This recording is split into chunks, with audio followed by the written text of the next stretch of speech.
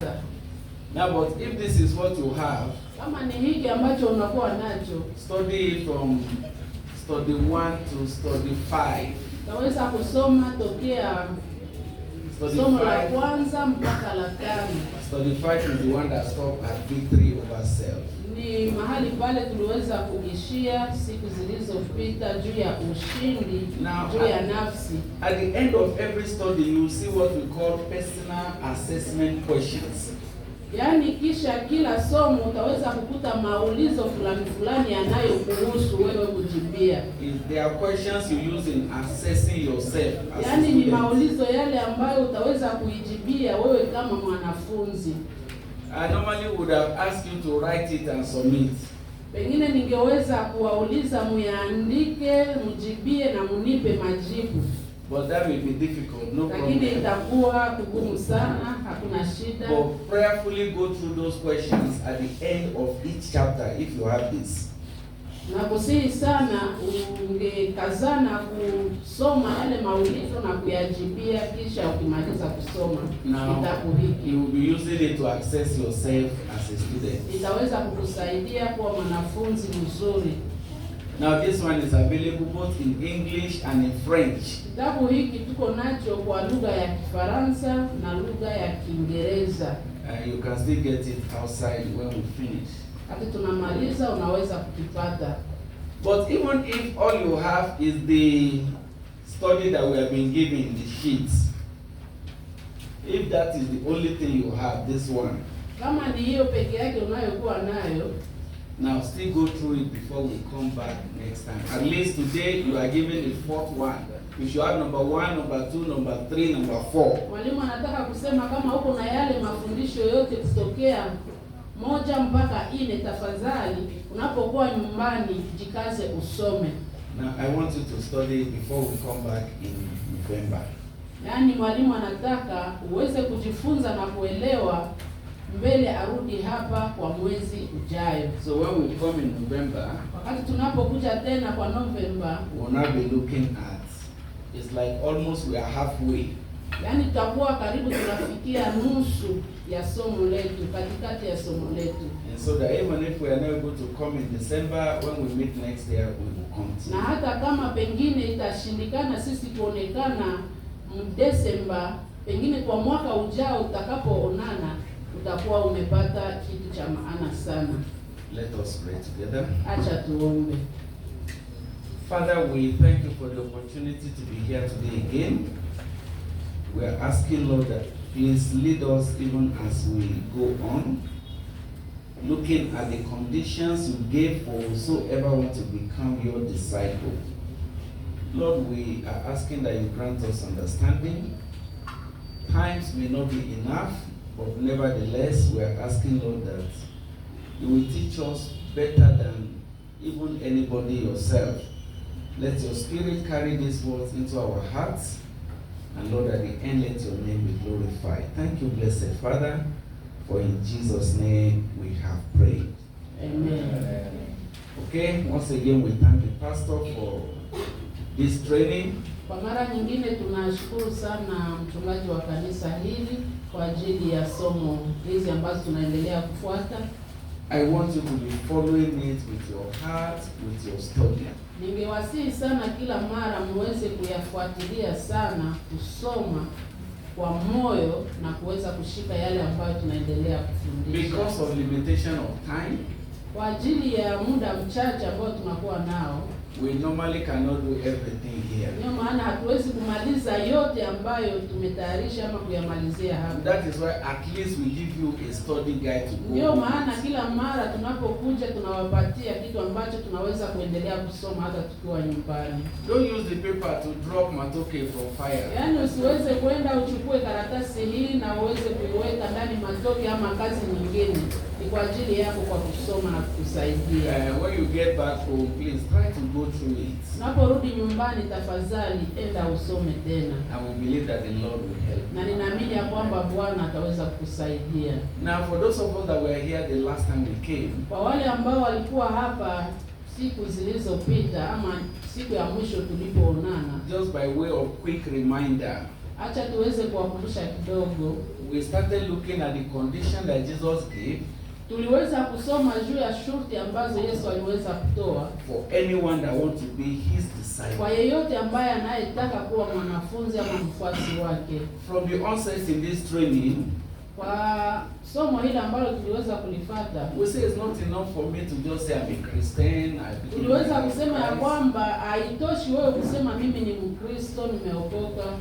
Jesus wants to produce people that look like him, that resemble. Yaani Yesu anataka wewe umfanane, uwe kama na yeye, ile ambayo anataka kwa in ajili ya their maisha life, in yako. their character, in their behavior. Katika maisha yako, tabia zako, hali zako na namna yote unavyoishi. And the way to become like Jesus Na njia ya kuwa kama Kristo is the way of discipleship. ni njia ya kufanya mwanafunzi. So we define discipleship in summary, Yaani tuliweza kusoma kufanya mwanafunzi kwa machache that is following Jesus, ni kuweza kumfuata Yesu. learning his life Yaani kuweza kujifunza kutoka maisha ya in Yesu order to become like him. kusudi tuwe kama Yesu. So that whosoever say I'm a Christian Yeyote anayesema mimi ni Mkristo, will actually be a small Christ, a little Christ. yaani ni yule Kristo mdogo. So that's what we have been pursuing. Yaani ile ndio tulikuwa tunafuatilia. But then the last time we came, Mara ya mwisho tulipofika, we read Luke 9:23. tuliweza kusoma kitabu cha Luka sura yake ya 9 na shairi lake la 23. Which we want to start with today again. Ni mahali pale tunataka kuanzia saa hizi. That Jesus said to them all, Yesu akawaambia wote, it means there's no exception to this ni rule. kusema hakuna mtu yule ambaye anaweza kusema mimi niko mbali na hii. That whosoever wants to become my disciple, my follower, Yeyote anayetaka kunifuata, he should deny himself, ni sharti ashikane mwenyewe, he should take up his cross, achukue msalaba wake, and he will take up that his cross daily, every day, auchukue kila siku, and then he will follow me. na kisha anifuate. So we say it's a 3-in-1 condition. Tuliweza kusema ni masharti 3 ndani ya moja. First, deny yourself, Ya kwanza, jikane mwenyewe, take up your cross daily, chukua msalaba wako kila siku and follow me. na unifuate. Now, that was the condition, and that is still the condition that Jesus Ile gave ndio ilikuwa shuti na ni ile inaendelea kuwa shuti ambayo Yesu anatupatia to tena. anyone that wants to be his Kwa disciple. yeyote anayetaka kuwa mfuasi wake wa kweli. So the last time we came, Mara ya mwisho tulipofika, we start looking at what is this self to deny, yaani tuliweza kujifunza ni kutaka kusema nini kujikana wewe mwenyewe. and we say is the natural, the natural nature, or the human nature, Yaani tutaka kusema ni the nature that we are born with, yaani ni ile umimi ambayo tumezaliwa ndani yake na tire ambayo tuliweza kuzaliwa. that make ndani yake. everybody to do the things he does and Ile behave the ambayo way he is. inasukuma mtu kuweza kufanya hiki na kile. We say the Bible now says, Kusema Biblia inasema if anybody is in Christ, kama mtu akiwa ndani ya Kristo, is a new creature. yeye ni kiumbe kipya. All things are passed away. Mambo yote yamepita, ya zamani yamepita, All things have become new. na mambo yote yamekuwa mapya. So we say the nature that can be trained Yaani tuliweza kusema ile mtu ambao unaendelea to become like Jesus, kukuweka uwe kama Yesu ama To produce- kufanya uwe kama Yesu. to produce the character and behavior of Jesus, Kuweza kuwa na tabia na hali kama na Yesu. is not the old natural nature. Sio ule mtu wa zamani. It's the new nature that you have Ni when mtu you encounter mpya Jesus. ambayo unakuwa nayo wakati umepokea Yesu Kristo. So we concluded the last time Tuliweza kumalizia tukisema, that so it means then that nataka kusema for anybody to become a Christian and a follower of Jesus, kama mtu anataka kuwa Mkristo na anataka kumfuata that will Yesu, resemble Jesus, yule ambaye ataweza kumfanana Yesu, he must have an encounter that changes his nature. Lazima aweze kukua na kitu ambacho kitaweza kubadilisha maisha yake, That make him a new creature. ile ambayo itaweza kumfanya awe kiumbe kipya. So that was where we stopped last time. That was the prayer we prayed. Ni mahali tuliweza kuishia na ni maombi ambayo tuliweza kuomba. That I don't just want to be a church goer.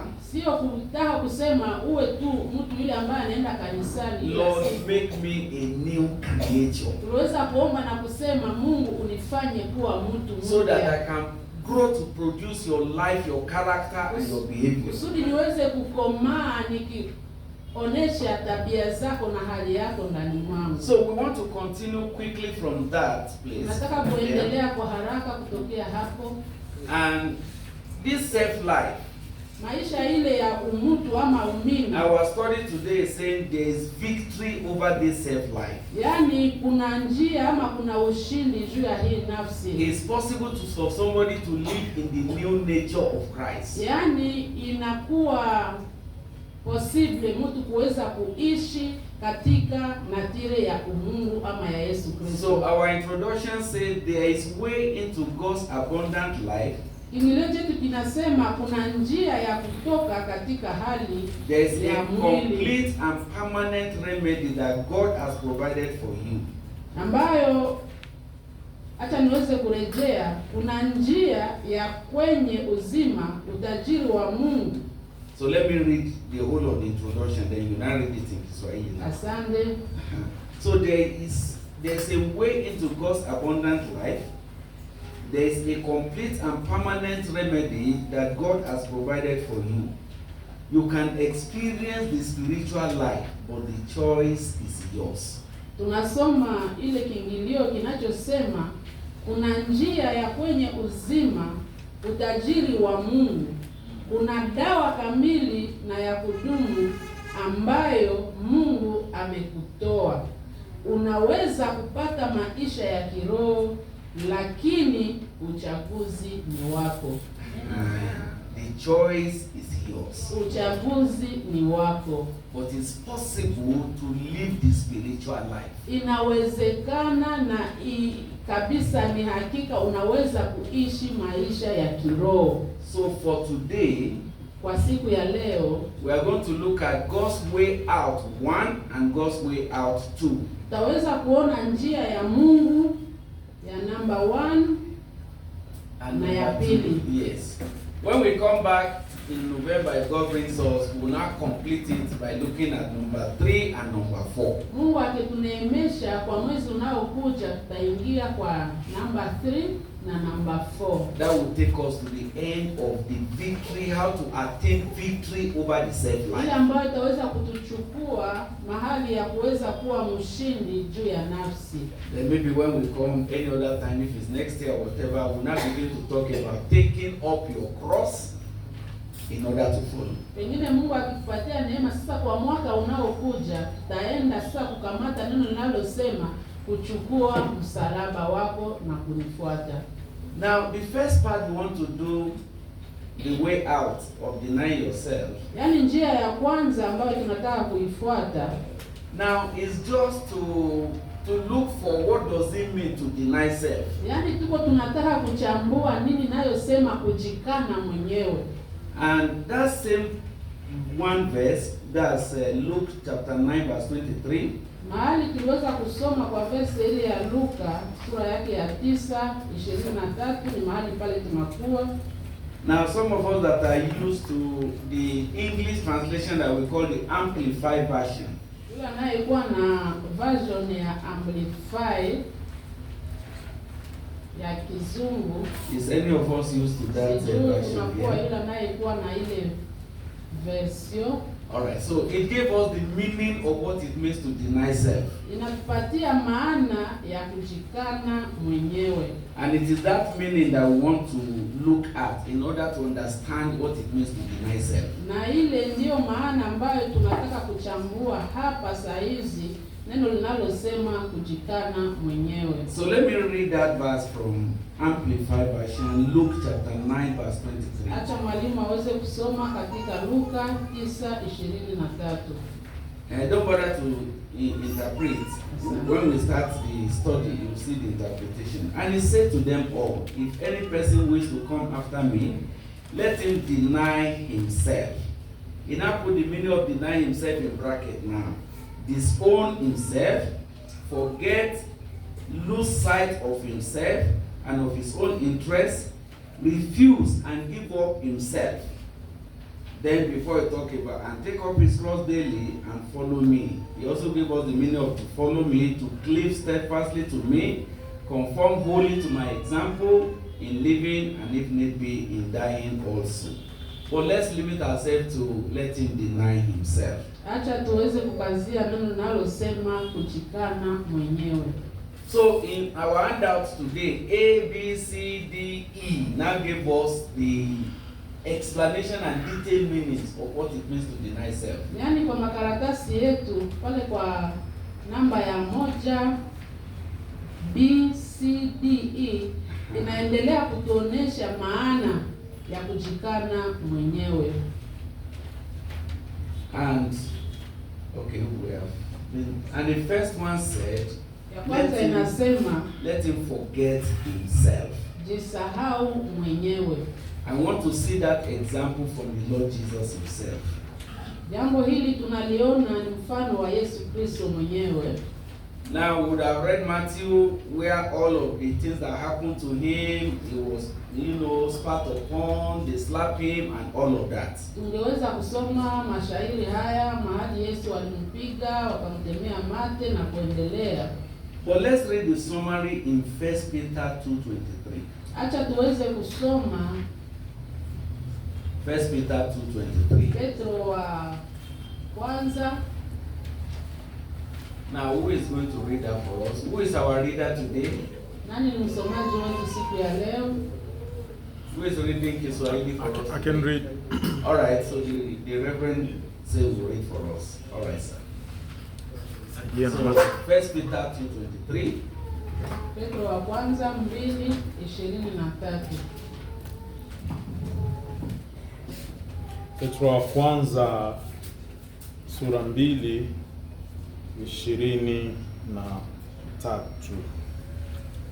Biblia inasema yeye alipotukanwa hakurudisha matukano, alipoteswa hakutishia, bali alijikabidhi kwa yeye ahukumie kwa haki. Amen. Thank you very much. Now, when you look at the way Jesus was arrested, he was molested, they lied against him and all of that. Namna tunavyoona Yesu kupigwa, kuchukuliwa, kudharauliwa, haya yote. For him to pass through all of that. Kusudi yeye apitie mambo haya yote. And he didn't exercise his power as the Son of God. Yaani hakuweza kuonesha uwezo wake na nguvu zake kama mwana wa Mungu. It looks like for that moment, yaani kwa muda ule, he decided to forget who he was. Alisahau kisi yeye ni mwana wa Mungu, yaani alijisahau mwenyewe. Somebody could slap him. Pengine mtu alingeweza kumpiga and he still went to use the hand to eat posho. There was no problem with the hand. Yaani mkono ule angeweza kutumia hata kula posho. Are you still following me? I want you to follow me. Je, tungali tunafuatana? Nataka munifuate. If you read your Bible, kama unasoma Biblia yako, you do remember there was a prophet, I think it's 1st or 2nd Kings. Je, unakumbuka kuna a prophet in 1st or 2nd Kings? Kuna nabii mmoja kwa Wafalme wa kwanza, Wafalme wa pili pale, that went to tell the king a message that the king didn't like. Yaani alienda kumwambia mfalme message ambayo mfalme hakuweza kuifurahia. And the king was trying to say, catch him for me. Na mfalme aliweza kusema mumushike. Now, those of you that read your Bible, nini ambao unasoma Biblia, what happened to the king's hand? Nini iliyotokea kwa mkono wa mfalme? Pardon? The hand just dry like this. Mkono ulikauka. And he started begging. Na akaanza sasa kulalamika. And the prophet said, next time don't try it. Na Say, nabii yes. akasema siku nyingine usipime. Now, but somebody slapped Jesus Sasa mtu anampiga Yesu and nothing happened to his hand. na nini haipitikane kwa mkono wake. So it looks like the tendency to have revenge and show his power, Jesus put it aside. Yaani Yesu aliweza kuweka kando ile uwezo wake wa kuweza kujipigania. Now that is what it means to forget self. Yaani ile ndiyo maana ya kusema kujisahau mwenyewe. The Bible says when he was reviled, when they molested him, Neno la Mungu linasema wakati walikuwa wanampiga kabisa, he didn't threaten. anasema hakuweza kusema na hakuweza kufanya lolote. So the question now is this. Ulizo sasa ni hili. Wewe, What do you do when you are insulted or when you are cheated? nini ndio unafanya wakati umetukanwa ama wakati umeibiwa? When somebody decides to insult you, Wakati mtu ametamani sana kabisa were you kukuchafua, able to go freely, je, unaenda tu kwa urahisi? or you told the person, say, excuse me, I will show you who I am now. Ama pengine unamwambia mtu samahani, nitakuonesha kama niko nani sasa. I will show you that I'm not a foolish man now. Nitakuonesha ya kwamba mimi siko ule mwenyewe unawazia ni Now, when you mjinga. are doing that, Wakati unapofanya hivi, who is talking now? nani ndiye anasema sasa? Is the natural, that nature, Ile ni umutu ama mwili that unaokuambia human hivi. nature. Ile umutu unaokuwa ndani mwako. Sometimes it will even be between husband and wife. Pengine katikati ya mume na mke, If that nature has not died, kama ile natire ya umutu ama ya mwili haijafa bado, and Jesus has not taken over, na Yesu hajachukua ama kamata nafasi yake katika the ndoa. wife can say to the husband, Yaani mke anaweza kuambia mume, say, excuse me, be careful. anasema samahani sana. I also went to school. Anasema na mimi nilisoma I'm not foolish. na mimi siko mjinga. So respect me, I respect you. Anasema sasa uniheshimie na mimi nitakuheshimia. Who is talking there? Ni nani anasema pale?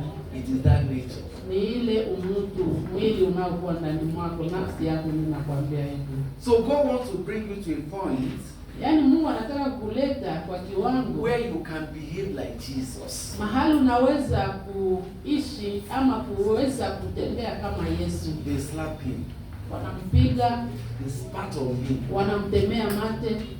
and the Bible says he didn't threaten. Biblia inasema hakuweza kufanya lolote. In fact, somebody say, Jesus, can I help you? Ama pengine kama mtu angeweza kusema Yesu, tunaweza You are kusaidia. too gentle. Anasema oh, mbona umekuwa mzuri tena So the sana. person carried the sword. Yaani mtu anachukua hata mkuki, I think he wanted to cut the person's neck. anataka kukata shingo. But as he was coming, Wakati alikuja, maybe the person did like this. pengine mtu yule angeweza And he just kuondoa cut the air. na kukata sasa. And he was expecting that Jesus will congratulate him for defending him. Yaani ule alikuwa na wazia Yesu ataweza kusema hongera kwa sababu umeweza kukata sikio la. Jesus first took the air and put it back. Lakini Yesu akakamata tena ile sikio akairudisha mahali iliweza kutoka. And he told the servant, I said, sorry. Akamwambia sorry basi. I hope you're okay now. Asema nawaza uko salama Then sasa. he told Peter, Akamwambia I Peter, said, put back your sword. anasema rudisha kisu yako. If I wanted to defend Kama myself, nilitaka kujidefendre mimi binafsi, I would have just signaled heaven, yaani ningeita tu mbinguni and then 7 legions of angels will appear na here. lejo ya malaika wangeshuka hapa. Do you know how many make up 1 legion? Je, mnajua lejo moja ya malaika ni watu ni malaika wangapi? 1,000 times 1,000. Ni 1,000 mara 1,000. So it's 1 million angels times 7 that would have appeared there now. Yaani ni wa malaika milioni 1. Sasa mara 7 ndio Yesu angeita tu kutoka mbinguni na wanashuka. I wonder whether they will have had space even to stand. Sijue kama hata wangeweza kupata nafasi ya kuweza kusimama. But Jesus said, no. How will the prophecy be fulfilled that all these Yesu things will akasema happen? hapana, sasa namna gani unabii utaweza kutimilika? Are we together? Je, tuko pamoja? God wants to produce Christians that will help him to fulfill the Bible. Yaani Mungu anataka tuweze kuwa Wakristo ambao wataweza kutimiliza mambo yale ambayo Biblia inasema. Let me give you an example. Acha niwape mfano. God wants to produce Christian wives, for example, Yaani Mungu anataka that will show that it's atengeneze possible. Atengeneze wake wa Kikristo. That will show that it is possible for a wife to submit to her husband in everything. Mungu anataka atengeneze wake ambao wataweza kuwa wanajishusha. God wants to produce husbands, Christian husbands, for example. Yaani Mungu anataka atengeneze waume wa Kikristo that will show that it's possible for a man to love his wife the way Christ loved the church. Wanaume wale ambao wataweza kuona ya kwamba na kushika ya kwamba ni lazima mume aweze kumpenda mke wake kisi Kristo alivyopenda kanisa. To the extent of giving himself for the church. Yaani kwa kiwango cha kuweza kujitoa kwa ajili ya kanisa. Husbands that are here, wanaume mnaokuwa hapa, can you get to the point of giving yourself for your wife? Je, unaweza kufika kiwango cha kuweza kujitolea kwa ajili ya mke wako? I'm not even yet talking about you dying for her yet. Sio kusema kwanza nimefikia mahali tunasema kukufa kwa ajili yake. But I'm just talking of simple things. Ninasema tu kwa maneno machache machache. Can you deny yourself sometimes enjoyment so that your wife can have that enjoyment? Je, unaweza kujikana, yani unakataa furaha nyingine kusudi mke wako ndio apokee furaha hiyo? If food is not enough, they have done lunch and the lunch is not enough. Kama pengine chakula ni kichache na hakuna chakula cha mchana ambacho kinachotosha. When the lunch is not enough, who normally doesn't eat in that house that day? Wakati chakula ni kichache nyumbani, mara ngapi ni nani anakitumia katika nyumba? It's the wife. You say, well, it's your fault that you made lunch and it's not enough. Naweza kusema ni wewe mama hauweza kutayarisha chakula cha kutosha. So you bring my own first. Leta kwanza changu hapa. And then you know how you go and settle yourself with your children. Yaani utajua namna gani utaenda kujipanga na watoto wako. Kwanza baba yeye anasema mlete chakula kwanza nikule. If you want to go and buy dress, kama unataka kwenda nunua vazi, you have planned that you want to buy a dress for yourself and your wife. So two of you went to the shop. Yaani unapanga kusema acha tuende kwa duka, mimi na wewe mke wangu tuende tununue mavazi. And then the money was short. Sasa unakuta pesa inakuwa chache. Excuse me, sir, what did you do that day? Unafanya nini baba yangu? Say, well, next time I will buy your own next time. Unaweza kusema pengine siku inayokuja mama na wewe nitakununulia ya kwako. Now so for Jesus, kwa Yesu, he wants to bring us to a point where we will be able to do like him. Yaani anataka kutuleta kwa kiwango ambacho tutaweza kufanya kama yeye. But that is only possible when self has finished. Na itaweza kuwezekana kama Mr. Mwili ama umimi imetoka ndani yako. Now can we look at another example? Acha tuweze kuona kwa mfano mwingine. You know, we started with Jesus. Tuweza kuanzia kutokea Yesu. And somebody may say, well, that is Jesus, me, I'm not Jesus. Na pengine unaweza kusema ule ni Yesu, mimi siko Yesu. Now let's look at people that also arrive at denying self. Acha tuweze kuona pia watu ambao waliweza kufikia kiwango cha kuweza kujikana wenyewe. This is David now. Tuende kwa Daudi, who was insulted. yule ambaye alitukanwa. If you read that passage, tusoma Samueli wa pili 16:5-10. And they lied against him. Na waliweza kumsemea uongo. Shimei was throwing stone, he was abusing the king. Yaani ilikuwa yule ambaye aliweza kutukana mfalme. Shimei is the name of the man. Yule alikuwa anaitwa Shimei. Yes, he was abusing David. Aliweza kutukana Daudi. And he was saying many things that is not true. Na aliweza kusema mambo mengi juu ya Daudi yasiyokuwa ya kweli. And one of the commanders said, na kamanda mmoja akasema, give me permission to go and remove his head. Akasema, Daudi wewe mfalme, nipe ruhusa niende nikate kichwa cha yule Shimei. But David said no. Daudi akasema hapana. Maybe God gave him the permission to abuse me. Akasema pengine Mungu ndiye amempatia ruhusa ya kuweza nitukana. Leave him alone. Umwache. You know, we are looking at people that get to the point of denying themselves. Yaani tuko tunaangalia watu fulani ambao nao waliweza kufika kwa kiwango cha kuweza refusing to do what the natural, yaani wanakataa kufanya kile ambacho mwili unawasukuma what the natural nature want them to do. Yaani ule mwili inayowasukuma waweze kufanya. They gave us an example. Wametupa mfano That if you follow Christ, if you follow the law, kwamba kama utaweza kumfuata Mungu ama kumfuata Yesu, you can behave the way he also behaved. Unaweza kuishi jinsi Yesu alivyoishi. Now, but the story did not even end at that. Yaani historia hii haikuweza kumalizia The hapa. second passage, that's 2 Samuel, Kwa Samueli wa pili in 18 to 23. 19:18-23. Now, when the story turned and the coup did not succeed, Wakati when the attempt to overthrow David did not succeed, yaani wakati waliweza kutaka kumtoa Daudi kwa ufalme, and David was not coming back again as king. Daudi aliweza kurudi tena kuwa mfalme ama kama mfalme. Now Shimei remember what he did the other time. Huyu Shimei akakumbuka yale aliyoyafanya. So he ran to come and fall down now. Akakuja sasa akamwamkia Daudi. Say, I'm sorry, sir. Akasema unisamehe Don't mfalme. remember what I did the other time. Usikumbuke yale ambayo niliweza kufanya. Now the commander said, actually it's today we are going to remember it. Sasa huyu kamanda akasema leo sasa tutakumbuka mambo yale uliyoyafanya. It's today you will actually die. Sasa leo utakufa. But even at that, Na hata kwa kile kiwango David said, no, Shimei. Daudi akasema hapana. Now, Shimei hataweza kufariki. what do we see there?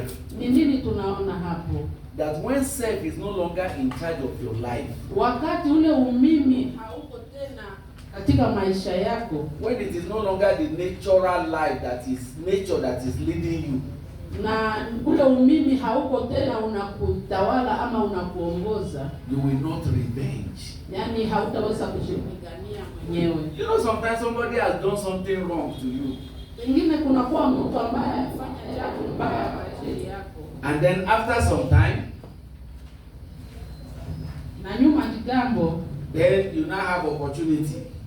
unapata ile fursa, The person now needed your help. yaani ule mtu sasa anataka umsaidie. So how did you behave? Unajikomporta namna gani? When the person now came, Sasa ule mtu wakati you anakuja, say, oh, so even me, I'm important. You can come to me. sasa unaweza kumwambia na mimi mara hiyo nimekuwa wa faida kwako ama wa maana kwako. Oh, I thought the other time you were abusing me Mimi and nilikuwa nawaza insulting me. ile siku ulikuwa unanitukana. I thought you say I'm a foolish person. Nilikuwa nawaza unasema mimi niko mjinga. So how sana. can a foolish person help you now? Namna gani mjinga na mshenzi anaweza kusaidia? Now what are you doing? Ni nini unafanya? You are revenging. Yaani uko unafanya kujipigania wewe mwenyewe.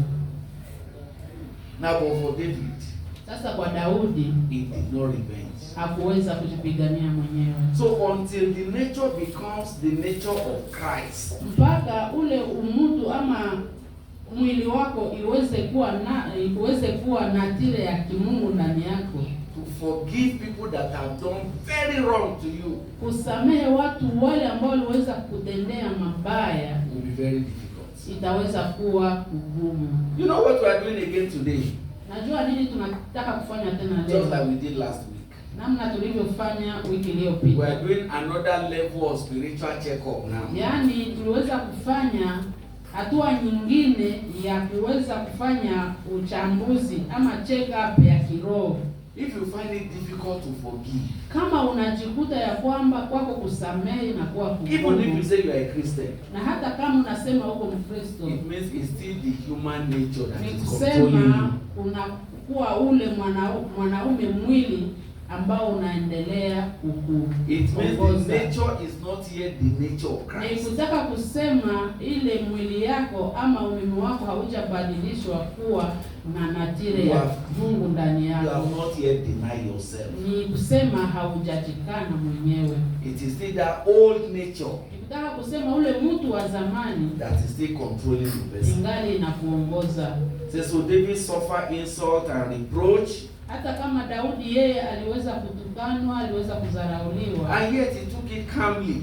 na aliweza kuichukua kwa ukimya ama kwa upole. He said no to Akasema whatever, hapana, whatever the lecturer said want him to do. hata kama mwili wangu unanisukuma kufanya jambo hili. So what does it mean again to deny self? Inataka kumaanisha nini wakati Biblia inasema kujikana mwenyewe? But the question first before we go see is that, do you say no to yourself? Ulizo ni hili mbele tuingie kwa ile kipindi ya tatu. You normally say no to what the nature or human nature wants you to do. Je, uko unasema hapana kwa yale ambayo mwili inakusumbua kuweza kutimiza? Or do you also revenge anytime you have opportunity? Ama pengine kila mara unajipigania mwenyewe wakati unapata fursa ya kuweza kujipigania? That shows which nature is controlling your life here. Sasa ulizo ni nini? Mwili ndio uko unakuongoza ama roho wa Mungu ndio iko anakuongoza? Now what is the next thing? Jambo la kufuata ni nini? Say disown yourself. Anasema That's sin now. Disown yourself. jikana nafsi yako.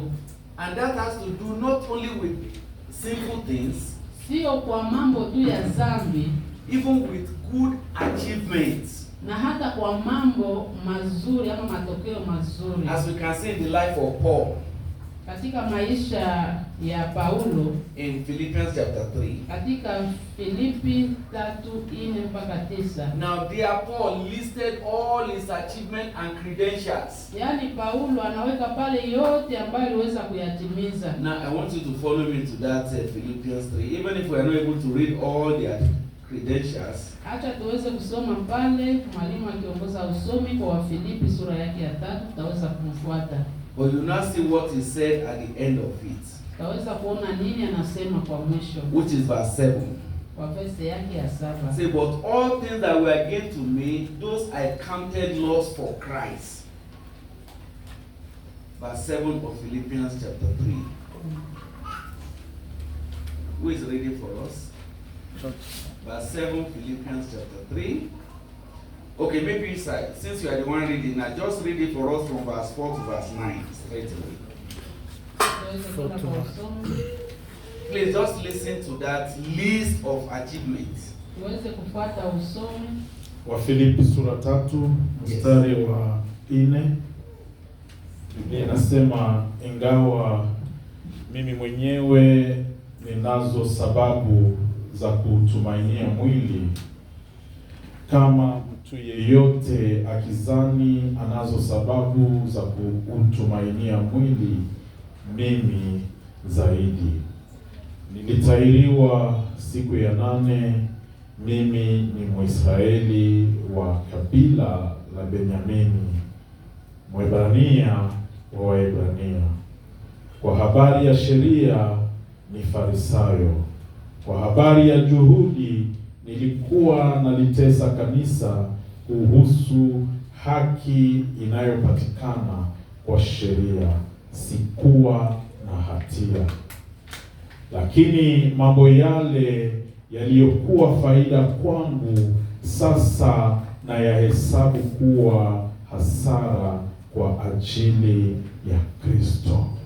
Zaidi ya hayo, na yahesabu mambo yote kuwa hasara tupu, nikiyalinganisha na faida kubwa ipitayo kiasi cha kumjua Kristo Yesu Bwana wangu, ambaye ajili yake nimepata hasara ya mambo yote, nikiyahesabu kuwa kama mavi, ili nimpate Kristo, nami nionekane mbele zake bila kuwa na haki yangu mwenyewe inayopatikana kwa sheria, bali ile inayopatikana kwa imani katika Kristo, haki ile inayotoka kwa Mungu kupitia kwa imani.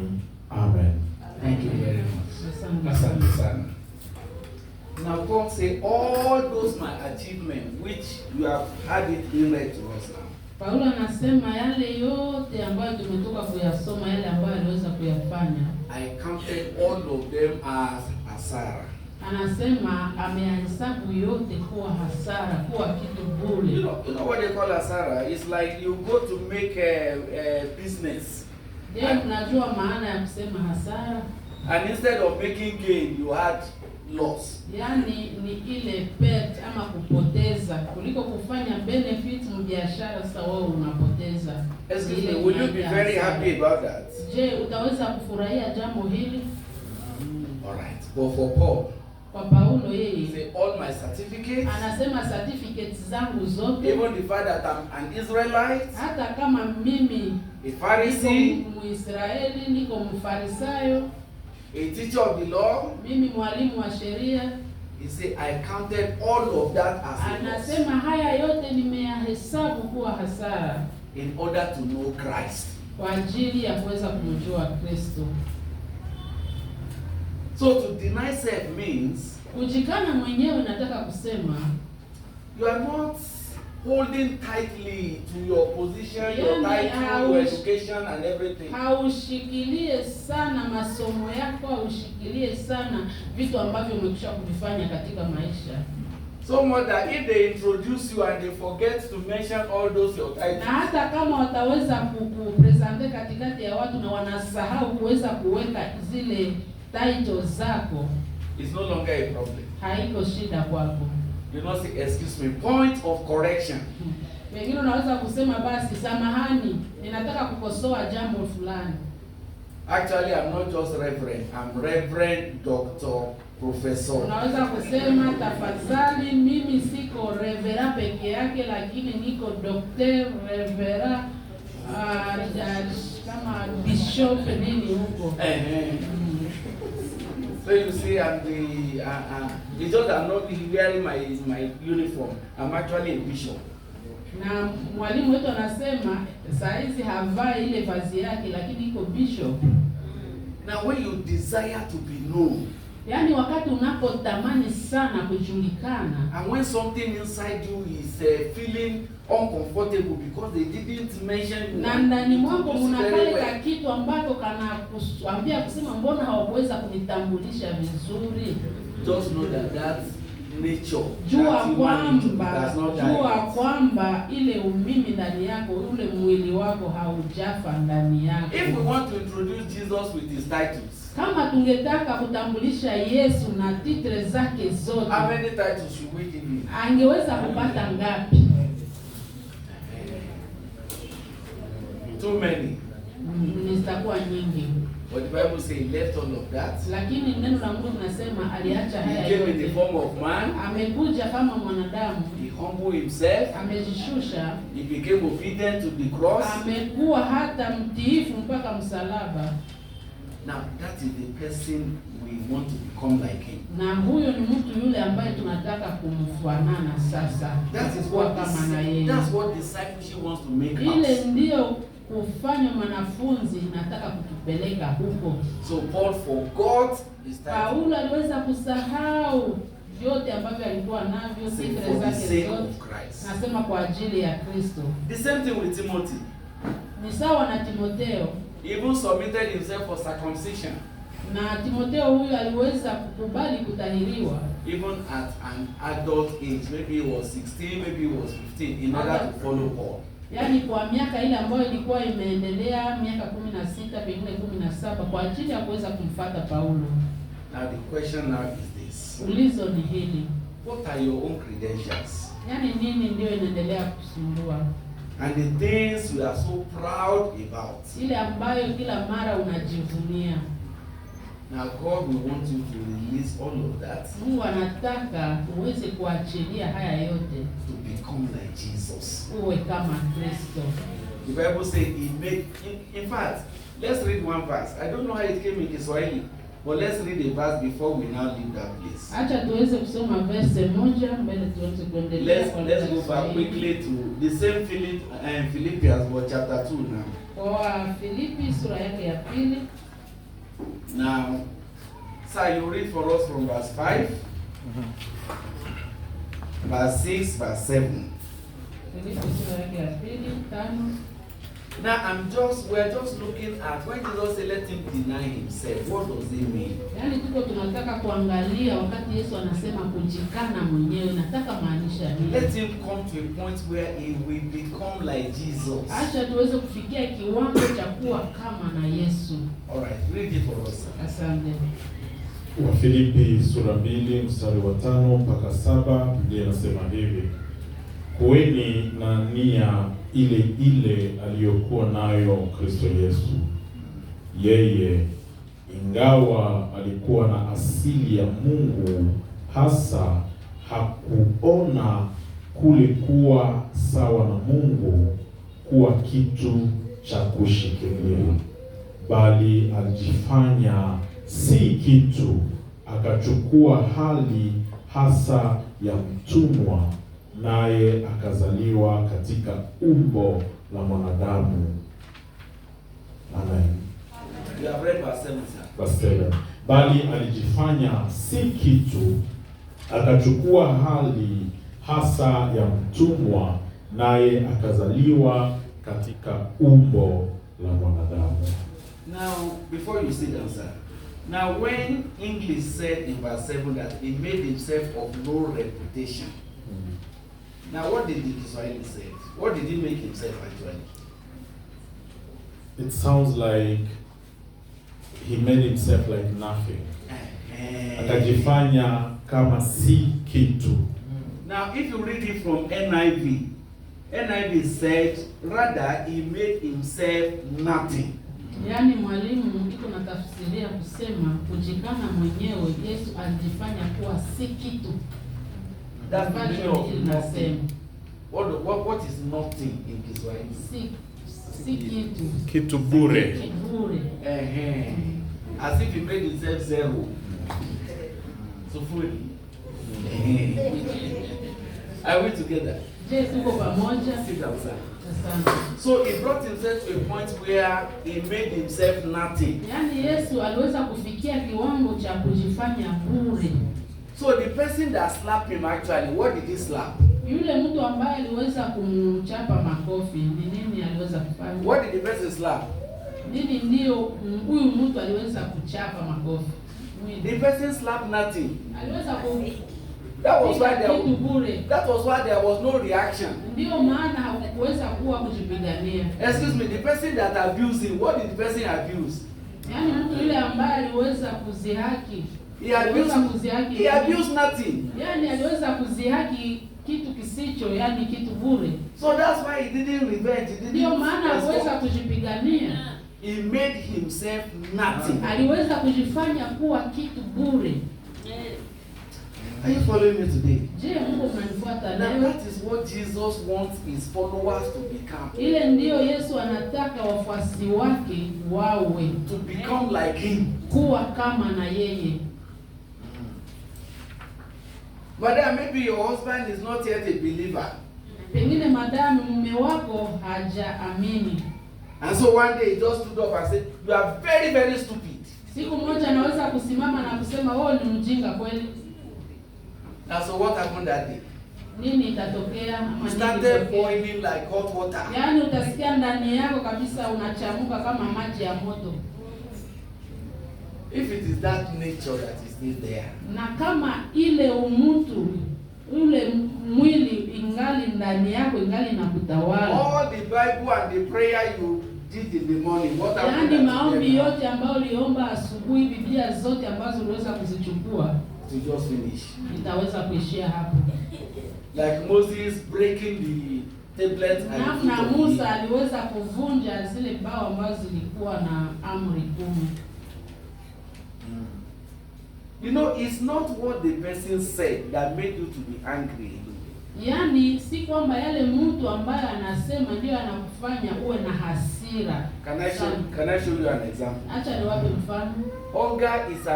Anger is an attempt to bring out what is inside of you. Yaani ile hasirani ama hasira ni ile kitu ambayo inaleta vitu ambavyo vinakuwa ndani vitokee nje. Brother, come sir. Come sir. Did you eat chicken this morning? Anauliza, je, ulikula kuku hii asubuhi? What of yesterday? Did you eat kuku yesterday? Na jana ulikula So kuku? you didn't eat kuku yesterday, you didn't eat kuku today. Hakuweza kukula kuku jana, hata leo hakuweza kula kuku. I want you to follow this example. Nataka tuweze kufuata mfano huu.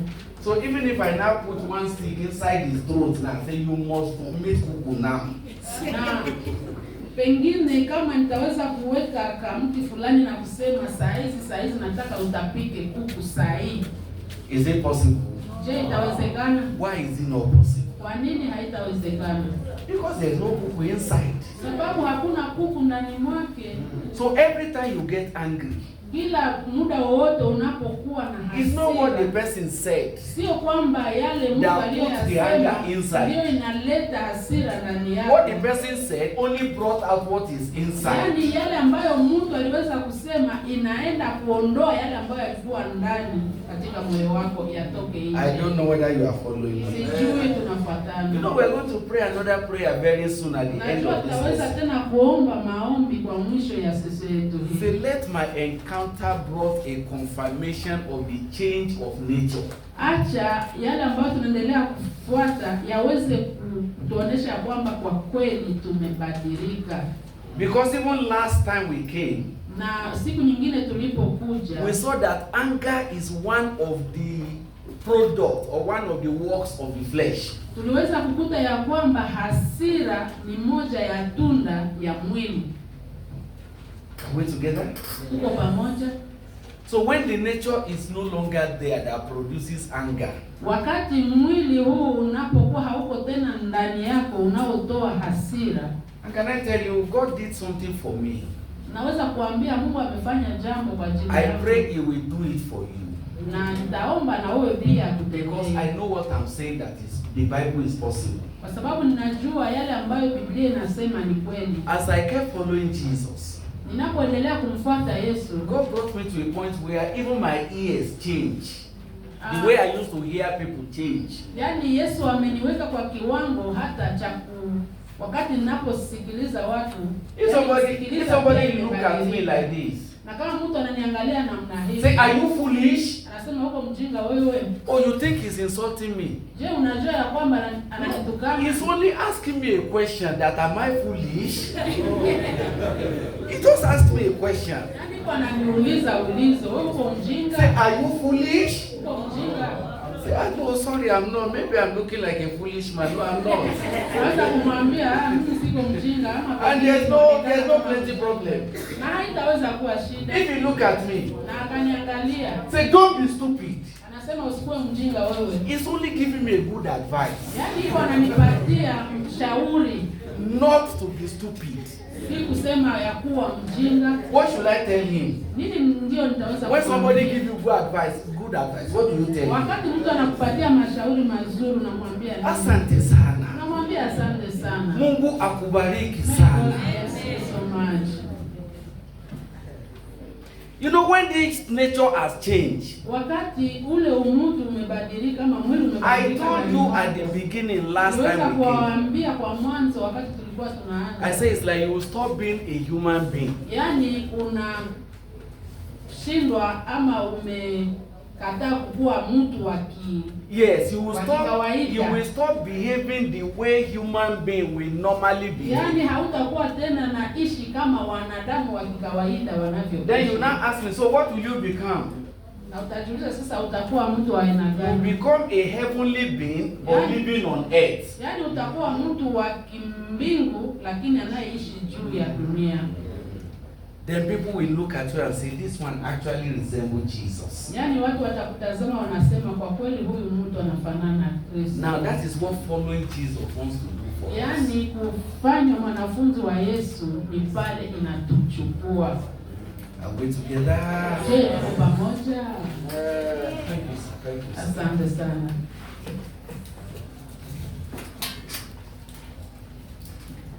Now I'm just giving you practical examples so that you can. Yaani niko na wapatia mifano kusudi tuweze kuelewana. Then you look at Paul again, giving us example of how he left himself behind. Yaani tuangalie tena mfano wa Paulo namna gani aliweza kujiachilia na kupatikana. Or maybe the one we should read is 1 Kings 19, 19 to 21. Wengine tusome Wafalme wa Kwanza sura yake ya 19. 1 Kings 19, 19 to 21. Sir. 19 na 19 na 21. We're just looking at examples of those that deny themselves. Yaani tuko tunaona mifano ya watu wale waliojikana wenyewe. Wafalme wa Kwanza 19 mstari wa 16, Biblia inasema hivi: hivyo Eliya akaondoka huko na kumkuta Elisha mwana wa Shafati. Alikuwa akilima kwa jozi 12 na maksai, na yeye mwenyewe aliongoza ile jozi ya 12. Eliya akamwendea na kumvisha vazi lake. Kisha Elisha akawaacha maksai wake, akamkimbilia Eliya akamwambia, niruhusu nikawabusu baba yangu na mama yangu, halafu nitafuatana nawe. Eliya akajibu, rudi zako, kwani nimekufanya nini? Basi Elisha akamwacha Eliya, naye akarudi akachukua ile jozi yake ya maksai na kuwachinja, akaipika ile nyama kwa kutumia miti ya nira kama kuni na kuwapa watu, nao wakala. Kisha akaondoka akamfuata Eliya akamtumikia. Thank you very much, son. Asante sana. Did you see the story of a man there? Je, tumeona historia ya mwanamume mmoja hapo? A big man. Mwanaume mkubwa. Let me just put it in today's language. Acha niweze kuiweka kwa msemo wetu wa leo. Who has 10, is it 10 or 12 tractors? Mwenye iko na tractors 12. And then the call of God came upon his life. Yaani mwito wa Mungu sasa unamjia. And not even to become a bishop. Yaani sio kwamba aweze kuwa bishop. When he has done all of that, when he has released all his cows and everything, wakati ameachilia magari yake na punda zake, at the end of verse 21, kwa verse ya 21, the Bible says Elisha arose. Biblia ikasema Elisha akasimama to follow Elijah, kumfuata Eliya, to be prophesying. yaani kuwa nabii. Is that what you read in your Bible? Ni ile ambayo tunasoma katika Biblia. To do what? Kufanya nini? How did he put it in Kiswahili? Nimesema nini katika Kiswahili? Because you know when they say and he ministered unto him or to minister unto him, you will think he was sharing ministry with him. Yaani wakati tunapoona Biblia inasema kumtumikia Eliya, mtaweza kuwaza pengine ilikuwa ya kutumika katika pengine kazi ya Mungu. Good News said he followed Elijah as his helper. Biblia inasema kwa Good News aliweza kumfuata Eliya kama msaidizi wake. Now another translation that is Bible in basic English say and he became his servant. Translation nyingine nasema akawa mtumishi wake. Another translation say he was now pouring water on Elijah's hand. Yaani translation nyingine nasema ni yeye alikuwa na kumwangia maji kwa mikono yake, yaani kumnawisha Eliya. This is a managing director of his own company. Yaani director mkubwa sana wa kampuni fulani. But because he has seen Elijah to follow into the purpose of God. Sababu ameona kwamba Eliya just ama kufuata watu wa Mungu, he released all of that. Anaachilia hayo yote. So what right do you cling to and claim in our society today? That's the end of D now. Yaani tunasoma mwisho yake ya D pale nasema What right do you cling to and claim in our society today? You see the end of D, that writing in black at the end of D. Yes, the question. Ulizo nasema je, leo tunashikilia na kudai haki ipi katika jamii yetu? Now, in order to follow Jesus, Kwa ajili ya kuweza kumfuata Yesu and become like Jesus, na kuwa kama Yesu, now that nature that say, I am this, I am that, yani ile kitu inayokuwa ndani mwako inayokuambia mimi niko hivi, niko na degree na hivi, it must die, inakufa just like Jesus did. namna Yesu alivyofanya. Now, but since I don't have all the time now, Na gisi hatuna muda wa kutosha, let me leave E and go to F quickly. acha tuende kwa letter F. Yes, we see examples of men who refuse to deny self. Utaweza kuona mifano ya wanaume waliokataa kujikana nafsi yao wenyewe. And Jacob is number one of them. Yakobo ni mmoja wapo. I wish when you get home you go and read the story of Jacob. Nitakusii wakati unapofika nyumbani, tafadhali soma historia ya Yakobo. This was somebody that God wanted him to inherit the promise of Abraham. Yaani huyu ni mtu ambaye Mungu alitaka aweze kuwa mrithi wa baraka za Abrahamu. But this human nature did not allow him. Lakini ile kitu, ile nafsi yake, ile umimi ambayo ilikuwa ndani mwake haikuweza kumruhusu. This human nature kept struggling with him, he kept struggling with the nature. Yaani aliendelea kupigana, yaani ule umimi, ule mtu unaokuwa ndani mwake uliendelea kupigana na Now if you read from that chapter 25 down to chapter 31, ukisoma chapitri ya 25 mpaka 29 huko, because he did not release that nature, sababu hakuweza kuachilia ile nafsi yake ama ule umimi wake, he was seeing the promise of God like this, aliweza kuona baraka za Mungu ama ahadi za Mungu, but entering into it became very difficult. lakini kuingia katika baraka hizi hakuweza. In the process of that, he married 4 wives. Na mwa njia hiyo aliweza kuoa wanawake 4. 2 of them from the same womb, from the same mother. Wawili wa wanawake wake walikuwa wanatokea kwa mama yake mzazi. You know, last month we said whatever that nature tried to do in anybody's life, Yaani angalia kiwango ambacho kinafikisha mwanadamu wakati ile umimi ngali inaendelea he kutumika can do ndani it to mwake. excess. Yaani unaweza kufanya vitu ambavyo havieleweki. For Jacob, one of his problems, like Samson, Yaani Yakobo shida yake like Samson, namna Samsoni is that he can't see a woman and go away. hawezi kuona mwanamke na mwachilia aende. So he married number 1, married number 2, married number 3, married number 4. Aliweza kumwoa wa kwanza, wa pili, wa tatu, wa nne na All of kuendelea. them from the same house. Tena wale wanawake wote kutokea 2 nyumba of them moja. from the same mother. Wawili wa wale wanawake walikuwa kutokea mama yake, yani walikuwa dada zake. Last month we saw that nature can go to excess. Yaani tuliweza kuona siku zilizopita ya kwamba ile umimi unaoendelea kutawala mwili, unapoendelea kutawala unaweza kukupeleka kwa kiwango ambacho utashindwa. And yet God was looking for him.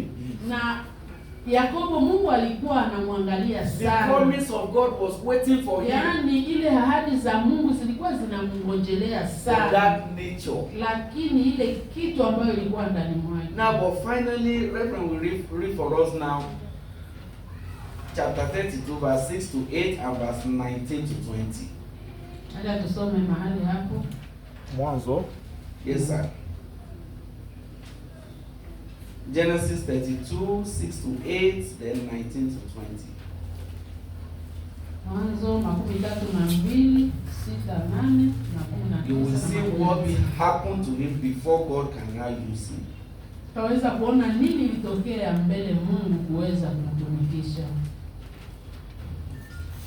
Wajumbe waliporudi kwa Yakobo wakamwambia, tulienda kuonana na ndugu yako Esau, naye sasa anakuja kukulaki akifuatana na wanaume 400. Kwa hofu kuu na huzuni, Yakobo akagawanya watu aliokuwa nao katika makundi mawili. Pia akagawanya makundi ya kondoo na mbuzi na vile vile ng'ombe na ngamia. Yakobo alifikiri, kama Esau akija na kushambulia kundi moja, kundi lililobaki litanusurika. And please just jump to 24. Read 24 for us to verse. Yes, 24 now. Kwa hiyo Yakobo akaachwa peke yake, naye mtu mmoja akashikana naye mweleka hadi mapambazuko. Go ahead, sir. Yule mtu alipoona kuwa hawezi kumshinda, aligusa kiungio cha nyongo ya Yakobo, kwa hiyo nyonga yake ikateguka. Alipokuwa akishikana mweleka na yule mtu, ndipo yule mtu akasema, niache nende, kwa kuwa ni mapambazuko.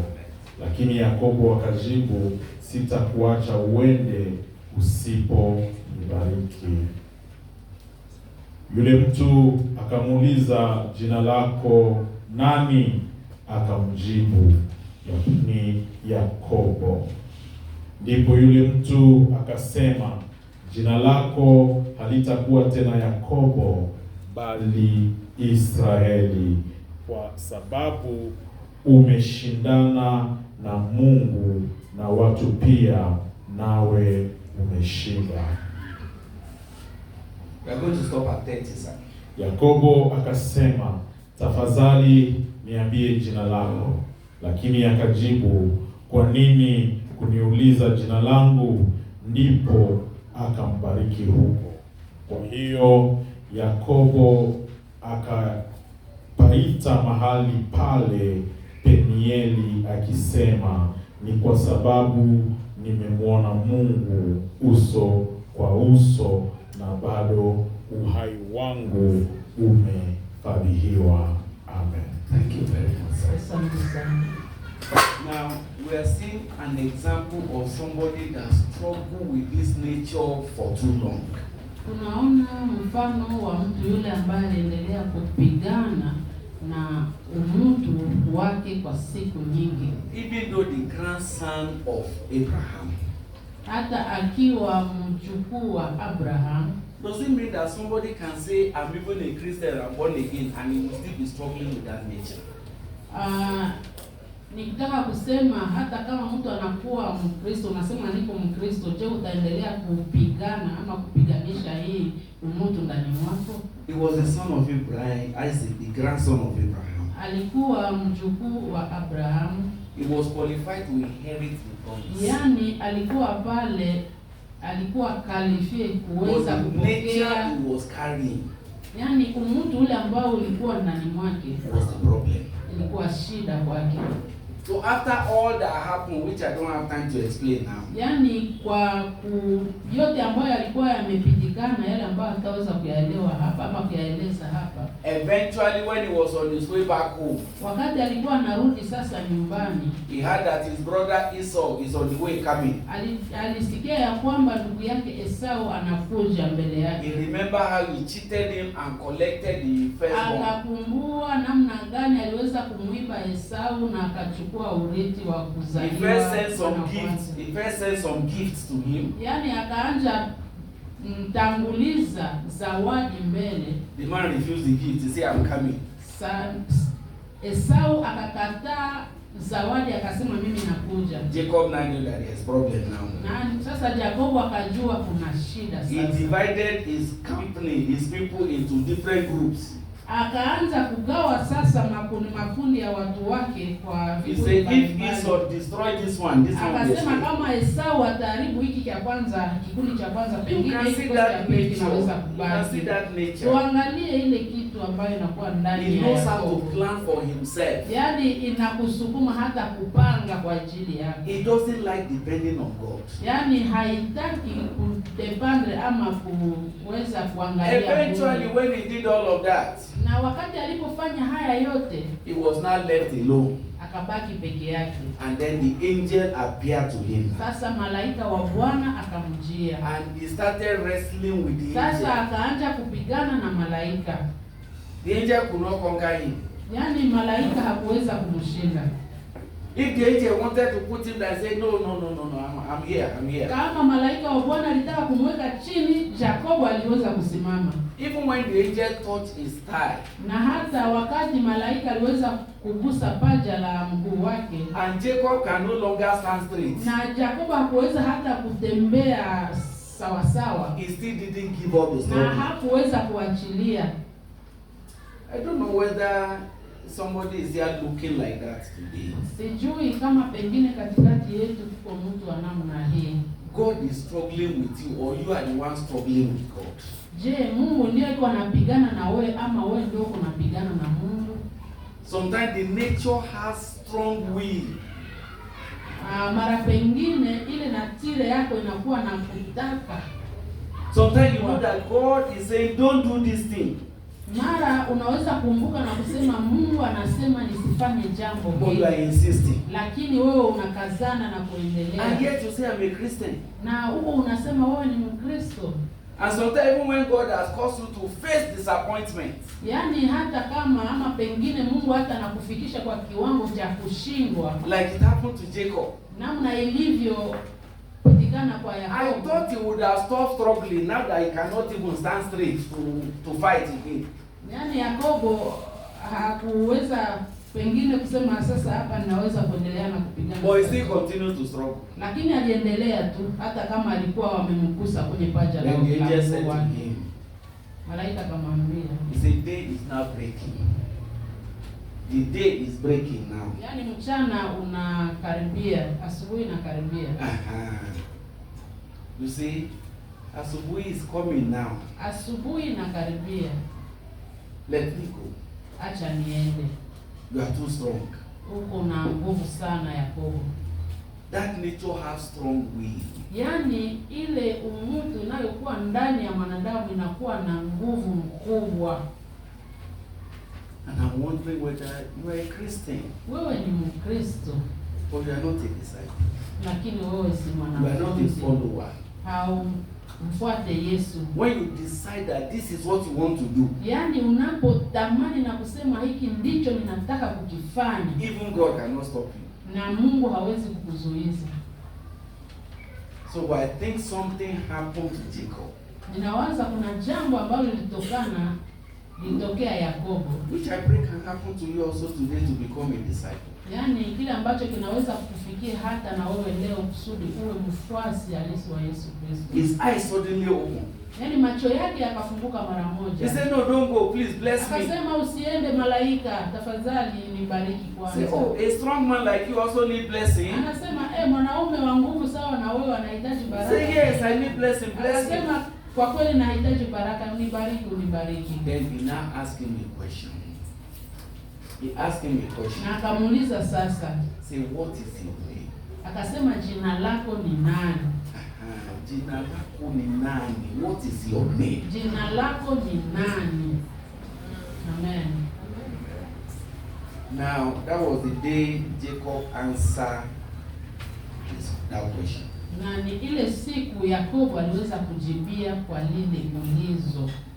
Say, I am Jacob. Akasema mimi ni Yakobo. Do you know the meaning of that? Je, unajua maana ya jina hilo? What's the meaning of Jacob? Maana ya jina Yakobo ni kusema nini? I'm a cheat. Yaani mimi ni mwizi, I'm a deceiver. mimi ni nasema uongo, nadanganya watu. You see all these cows?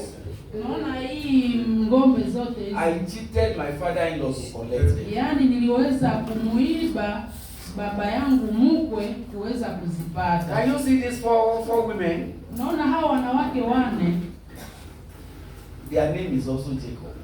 majina yao ni Yakobo tu. So what can they do for? What will you do for me Nini utaweza kunifanyia to have the blessing of God? uweza kupata baraka ya Mungu? Sasa Say we are going to change your name.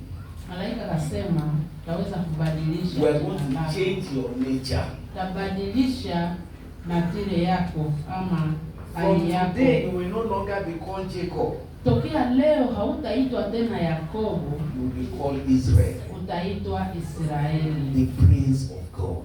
yaani kuhani wa Mungu. It was at that point that his nature changed. Ni wakati pale sasa hali yake ya umutu iliweza You kubadilika. discover that his life became different from that point. Uweza kutambua ya kwamba maisha yake yaliweza He kubadilika. followed God until he became a prophet. Akamfuata Mungu mpaka akuwe nabii. At the end of his life, he would tell all his children one by one what will happen to them. Yaani kwa mwisho wa maisha yake aliweza hata kuambia moja kwa moja watoto wake nini itaweza kutokea kwao. It means nobody can follow the Lord with the old nature. Yaani hakuna mtu yeyote ambaye anaweza kumfuata Mungu na hali yake ya umungu. So when they say let ya him kimwili. when they say let him deny himself, Lakini Biblia wakati inaposema ajikane mwenyewe, let him be free from that nature. acha aweze kuwa huru toka hali hiyo. Let an encounter that changes the nature and make him a new creature happen to him. Yaani lazima aweze kubadilika na kuweza kuwa kiumbe kipya If he wants to follow me. kama anataka kumfuata I Yesu. don't have time to talk about Gehazi and the rich young ruler. We talked about the rich young ruler last month. Yaani hatuna muda wa kuweza kuzungumza juu ya Gehazi ama kijana huyu tajiri, tuliweza kufuata siku zilizopita. For Gehazi, his own problem was not women, his own was material things. Yaani kwa Gehazi yeye shida yake haikuwa wanawake, lakini ilikuwa vitu. And instead of becoming a prophet, he became a leper. Yaani kuliko kuwa nabii akakuwa sasa mtu wa ukoma. But permit me to now summarize God's way out too. That is where we want to pray now. Acha niweze kuyafunga kwa machache haya ambayo tumetoka kusoma. Now, that will not be long like all the one we have been doing. So, Reverend will read for us now Deuteronomy 21:18 to 23. Tunasoma Kumbukumbu la Torati 21:18. We will not finish it today. When we come back next month, we'll come and complete it. Hatutaweza kumalizia leo, lakini tutakapofika tutaweza kuimalizia. But we'll take it to the point where we will not pray. Acha tufikie hapo. And then when we come back, we will see the end. Hata tutaweza kufika tena, tutaendelea. Deuteronomy 21:18 to 23. Kumbukumbu la Torati 21, That's the last 23. passage we are going to read now. Mahali tunasoma Kumbukumbu la Torati 21 mstari wa 18, Biblia inasema hivi: kama mtu ana mwana mkaidi na mwasi ambaye hamtii baba yake na mama yake na hasikii wazazi wanapomkanya, baba yake na mama yake watamleta kwa wazee kwenye lango la mji wake. Wataambia wazee, huyu mwanetu ni mkaidi na mwasi, hatutii sisi, yeye ni mpotovu na mlevi. Kisha wanaume wote wa mji mkawe watampiga kwa mawe hadi afe. Ndivyo imewapasa kuondoa maovu kati yenu. Waisraeli yote itasikia hili na kuogopa. Kama mtu ana hatia ya kosa linalompasa kuuawa, naye akauawa, mwili wake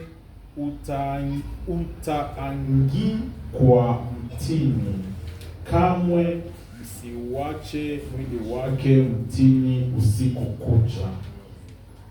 Hakikisheni mnauzika mwili wake siku ile ile, kwa sababu kila mtu anayeangikwa mtini yupo chini ya laana ya Mungu. Msinajisi nchi ambayo Bwana Mungu wenu anawapa kama urithi wenu. Amen. All right. I've already told you that we cannot finish that today. Nimetoka kuambia kwamba hatuwezi kumaliza haya siku ya We'll leo. come back next month to Tutakuja tena mwezi ujao kuweza kumalizia. Now, it's an example, as we are going to see next month, of what Jesus meant for us and how Jesus took away the old nature. Ni tutaendelea, yani siku tunapokuja tutaweza kuona namna gani Yesu amechukua udhaifu wetu, ama amechukua natire yetu ya kimungu. Maybe if I do it like a drama, it will be quick and it will be easy. Acha niweze kuleta kwa mfano kusudi tuelewe mara moja. Now that passage says, Ile passage nasema, if a family, a man and his wife, nasema kama jamaa, mume na mke, if they have a very stubborn child, kama wanakuwa na mtoto mwenye hasiki yake, they have tried all that they could, they couldn't correct him. Wamejaribu kuweza kumwazibu lakini hasiki. And it looks like the human nature is very stubborn. Wanakuta ya kwamba huyu mtoto kabisa mtu wake ama asili yake ya mtu. Sometimes you have said I will not. Sometimes you have said I will not do this thing again. Na pengine anaweza kusema sitafanya tena jambo hili. And then you find yourself doing it Tena again. unakuta ya kwamba mtoto huyo amerudilia makosa. Then you repented again. Tena unatubu. And you see yourself doing it again. Tena unajikuta ya kwamba umetenda jambo hili. Now that is how stubborn that nature is. Ni kwa kiwango kile hii hali ya umutu inakuwa na uwezo. So even in the Old Testament, hata kwa Agano la Kale, God gave a procedure of how to deal with that child. yaani Mungu aliweza kuleta namna gani mtoto kama huyu anaweza Number one, he said the mother and the father must get to a point where they are tired of him. yaani mama na baba wanafika kwa kiwango cha kuchoka na mtoto. You cannot be free from the human nature except you are tired of it. Yaani hautaweza kuwa huru toka hali yako ya kimwili kama bado haijakuchokesha. If you are still explaining, madam, why you should get angry, you can never be delivered from anger. Yaani wakati unapokuwa ungali unaeleza kusema basi mimi nimekuwa na hasira kwa ajili ya Until the day you get tired of it. Yaani mpaka wakati utachoka na hali hiyo. And you say, I don't want this na nature. unasema mimi sitaki tena hali namna hiyo ndani mwangu. Whatever the nature is doing in your life, Hata kama ile hali imefanya kitu ama itapenda kufanya kitu katika maisha, as long as you are not tired of it, wakati haujachoka na hali hiyo, you can be a Christian speaking in tongues. unaweza kuwa Mkristo na unasema kwa lugha. That nature will still be there. Yaani ile hali yako ya Mungu itakuwa And anytime it jump up, yaani kwa muda mwingine ama kwa muda kitambo tena itaribuka. it will destroy the whole of your spiritual Yaani life that you have itaharibu built up. tena maisha yako ya kiroho. Until if you get tired of it, Mpaka wakati umesikia unachoka na hali and you hiyo. stop giving excuses. Yaani na umechoka kuleta sababu. So what are the parents supposed to do now? Yaani wazazi wanaweza kufanya nini? When they get tired of that, wakati wamechoka, they say they will go and lay hold of him. yaani wataenda na kuchukua mtoto, They will bring him to the elders. watamleta kwa wazee. These ones are looking like Mosaic that look like elders. Yaani tuweze kusema mfano huu na kwa So they will wazee. bring him to the elders Anasema wataweza kumleta kwa wazee and they will say, na watasema, this boy huyu kijana is our boy. ni kijana wetu. We didn't adopt him. Haikusema ya kwamba tuliweza We didn't go to find him on the streets. Sio kwamba tuliweza kumuokota njiani. Excuse me, until you agree with that nature, that the nature is here. Mpaka kiwango kile wakati utaweza kukubali na kusema hali hii, That the nature that produce anger is inside me. Ile ambayo inaendelea kukuletea hasira ndani yako. The one that produce immorality is inside. Yaani ile hali ambayo inaendelea kukuletea kutoku. It's not just that the girl was dressed loosely that was the problem. It provoked something from inside. Yaani hali yako ya uasherati ambayo inaendelea kuwa ndani yako, si kwamba msichana amevaa vibaya ndio maana umeingia katika jambo hilo, lakini that was why you fall into the immorality. Ndio maana uliweza kuingia katika uasherati sababu msichana tu alivaa vibaya. So they will say this son is our son. Neno la Mungu linasema watasema huyu kijana ni mtoto wetu. But we have tried all that we could. Lakini tumejaribu yote iwezekanavyo. It didn't change. Lakini hakubadilika. And the only solution, yaani suluhisho moja tu tunayokuwa nayo, is to hand him over. Ni kumleta kwenu. You know the Bible says, Biblia inasema, he that covereth his sin shall not prosper. Yaani yule ambaye anaendelea kufunika makosa yake hawezi kuendelea. Confess and forsake. Lakini yule ambaye anatubu na kukiri makosa yake, the reason why people have remained in church for many years, yaani sababu ya watu kuendelea katika ubaya ama uzinifu kwa with the nature that can tell lies, yaani ile hali ya mtu the nature that can still be a drunkard, yaani hali ile ambayo inaendelea kumwacha akiwa mlevi, is that they didn't honor, they didn't agree. Yaani ni sababu hawajakubali bado. Sometimes the word of God came from the pulpit. Kila mara pengine neno la Mungu linapotolewa hapa. And that day they should have said, hey, God is talking to me, I'm a fornicator, I need help. Yaani ile hali haiwezi kukwambia kusema, Yesu yuko nasema na mimi sababu mimi ni mwasherati. I'm a liar, I need help. Mimi ni muongo, ninahitaji kusaidiwa. You say, well, you know, everybody has his own weakness. Yaani unaanza kujipatia sababu kusema kila mtu ana udhaifu wake. That's why that nature has remained. Yaani ndio maana ile hali yako ingali ndani yako. He says, so they will lay hold on him. Yaani wanasema wataweza kumchukua. And then they will confess, they will say, this child is our child. Anasema watakiri na kusema huyu ni mtoto wetu. Or he's a drunkard. Lakini ni mlevi. He's a humanizer. Yaani ni yule anayependa wanawake. He's a liar. Ni muongo. You will call it by his name. Yaani lazima uite kwa jina lake. You will call what that nature is doing in your life. Yaani kila ambacho kinaendelea kukusumbua katika maisha yako, If you really ite kwa jina lake. If you want to be delivered from the kama nature, unataka kuokoka ama kutoka katika hali. You will not do a general prayer. Yaani hautaweza kufanya maombi ya kwa umoja.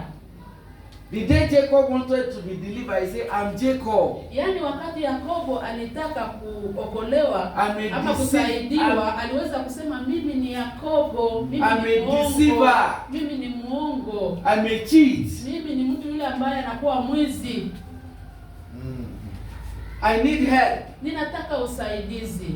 Nobody can follow Jesus. Hakuna yeyote ambaye anaweza kumfuata Yesu. And become like Jesus. Na kuwa kama Yesu. Except that nature is finished. Kama bado ile hali yake ya umutu haijatoka. He says, so they will now hand him over to the Neno la elders. Mungu nasema sasa wataweza kumpatia wazee. And then the elders will now command everybody, say, come and stone him. Na wazee wataweza kuambia watu wote muje mpige na mawe. When you hand over, wakati unatoa kitu ama unakiachilia, then you should expect stones. Yaani lazima uweze kungojelea mawe. So expect somebody say, hey, so even this is a Sicilian choir, she's like this. Usiweze kuanza kusema watasema kumbe na huyu naye ni mwimbaji alikuwa anafanya jambo hili, huyu ni mzee. You know what they are doing? Unajua nini? They are not stoning that nature. Yaani wataweza kupiga sasa na mawe ile hali yako ya umu. Say, oh, we didn't know. Wanasema hatukujua. That this is not still a drunkard. Kumbe huyu ni mwizi. But he has owned up that day. lakini amejua He has siku hiyo. handed over himself. Na amejitoa mwenyewe. I told you, I said we can't finish it today. Nimewaambia kwamba hatuwezi kumaliza somo hili leo. When we come next month, Wakati tutakuja mwezi unaokuja. I pray that if you are here today, you will come down next Acha month. nikuombee kusema kama uko hapa siku ya leo usikose siku hiyo. Because you will now come and see the meaning of this in the New Testament. Yaani sasa tutaweza kuona maana yake katika agano That bring complete deliverance and complete victory over the self yaani life. ile ambayo inatuletea ushindi kamilifu. And until that has happened to somebody, Yaani kusudi yale yatokee kwa mtu, he cannot follow Jesus. yaani kama hayo hayajatokea kwa mtu He hauwezi cannot kumfuata be a Yesu. disciple. Hauwezi kuwa mwanafunzi wa Yesu. Are you here and you see your Christian life struggling? Je, uko hapa maisha yako ya Kikristo unakutana kabisa na vita kila siku unashindana Today you nayo. are up, tomorrow you are Leo down. uko chini, kesho uko juu. When you hear a hot sermon, Wakati unasikia kabisa mafundisho ya nguvu, Sunday, Monday, yaani siku ya Dimashi, you try to adjust. unapima kwanza leo unapima By kwanza Wednesday, kuwa Mkristo, lakini tena ikifika siku ya you have gone back to the tena normal level. unashuka kwa maisha yako ya kikawaida. Why are you like that? Kwa nini uko namna hivi? Until that nature is dealt with. Mpaka ile hali yako ya umutu ya dhambi haijatoka, It's not possible to live the Christian life. yaani haitakuwa rahisi kwako kuweza kuwa mfuasi wa Yesu But at Kristo. least let's stop somewhere today. Lakini acha tuweze kuachilia hapa Because the siku time ya is leo, finished. sababu muda wetu umekimbia. Sorry, when we come next time, we'll bring you to the elders Wakati again. tutakapokuja Because tena, they have not finished. wazee hawajamaliza kazi yao. But time has finished. Lakini muda And because time has finished, sababu muda wetu unaendelea, we want to pray where we have stopped first. yaani tutaweza kuombea ama kuomba. Are you Pale tired? tumemalizia. Are you tired of that nature? Je, umechoka na hii hali yako? The nature that makes you to do things you yourself know you shouldn't do as a Christian. Yaani ile hali yako ambayo unaendelea kuonesha, ile ambayo haikufanya kuwa mtoto wa Kristo Are you ama tired mwana wa of- Mungu. Je, Are you tired of it? umechoka na hiyo hali? Or are you still doing explanation Ama pengine ungali unataka kujieleza eleza and tu. giving excuses? Yaani unaleta tu ma excuse, unaleta You tu sometimes sababu. tell yourself that, well, everybody is doing it. Pengine unaweza kujiambia watu wengi wanafanya namna hivi. Are you struggling? Je, ungali unaendelea kukazana kazana? The reason is that nature. Yaani maana yake ni ile kitu, ile hali ya mtu inayoendelea kwenda nyuma. But what is the solution? What is the prayer now? Sasa maombi ni nini na suluhisho ni nini? Is to look at your life Ni kuangalia maisha yako and look at what that nature is doing. na kuangalia nini ile hali ya dhambi ama hali ya mtu inayoendelea kufanya ndani mwako, And use it to lay hold of that nature. yaani uweze kuileta, Use it to know that that nature is still there. yaani ujue ya kwamba ile hali ingali ndani yako And bring it out. na uilete, And say, God, uitoe. Naambia and say, Lord, ambia Bwana, I am this. niko namna hivi. Before I've explained it away.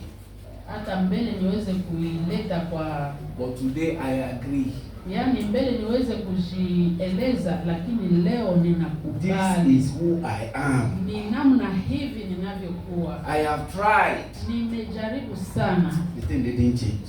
lakini nimeshindwa. Hakuna yote mabadiliko. And the elder that will receive that nature Yaani wazee ambao wataweza is the Lord Jesus himself. kuchukua hali hii ni Yesu Kristo yeye mwenyewe. I say we'll come later to see the full picture and biblical implication. Yaani mahali tutarudi tena tutaweza kuona yote yanayohusika na jambo hilo. But for this morning, I want us to pray.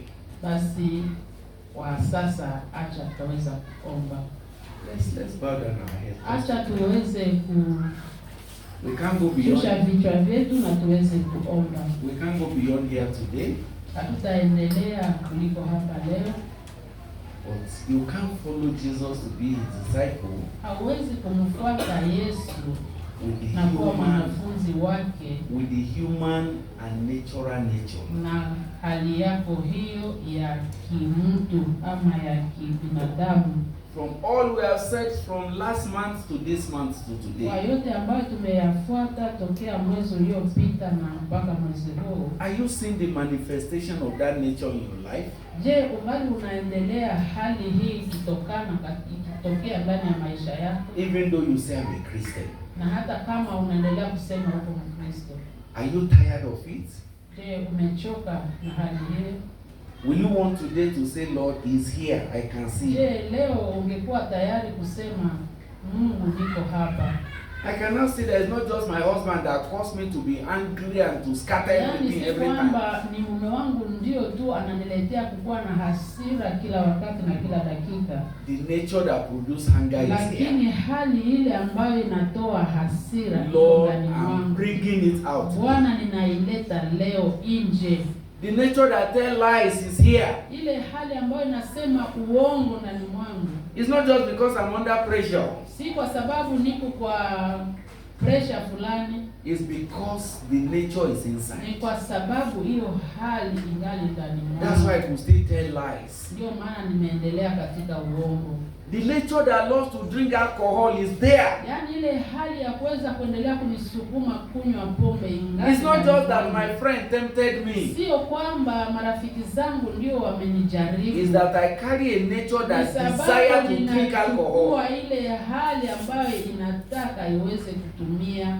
That is why I still see myself doing it. Ndio maana ninaendelea kuona ninafanya jambo Today, hili. Lord, I bring out that nature. Leo Bwana Yesu, ninataka kuleta kwako ulevi wangu, mahali yangu. Please handle it. Tafadhali achilia hali yako kwa Yesu.